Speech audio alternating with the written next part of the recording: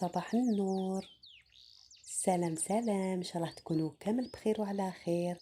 ان شاء الله تكونوا رقدتوا مليح ودفيتوا وكانت عندكم اللقمة باش تاكلوها. على هذه نحمد ربي ونشكره. نبداو لا فيديو تاع اليوم بالصلاة على النبي.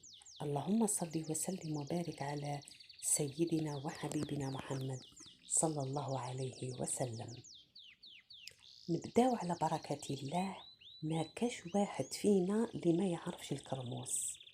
اليوم جبت لكم وصفة غنية عن التعريف، برك درت لكم هاد لا فيديو باش نفكركم فيه. هنا يا البنات شريت كيلو تاع الكرموس، هو يجي معسل من الداخل، وكاين بيان سور تلقاي حبيبات موسخين وشنو هادوك يترماو وما نديروهمش. هنايا البنات مسحت كامل بالبابي، ومن بعداتيك حكمت البلاره ديالي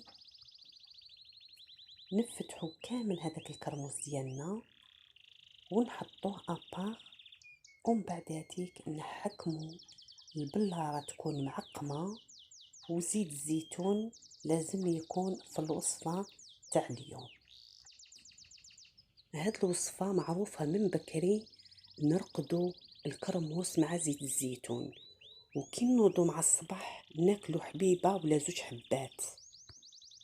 بعد ما كملت نقيت كامل هذاك الكرموس، عمرت هذيك البليوره ديالي ونضغط على هذاك الكرموس بالكاس كيما راكم تشوفوا، باش نقدر ندير زيت الزيتون لداخل ويوصل لقاع البلاره.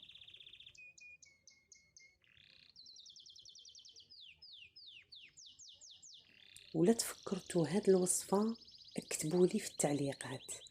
هنا المهم يا البنات لازم هذيك البلاره تتعمر بزيت الزيتون ويتغطى الكرموس ديالنا، ونعاونوا روحنا بالموس باش يدخل بيان من تحت. المهم ان شاء الله يا البنات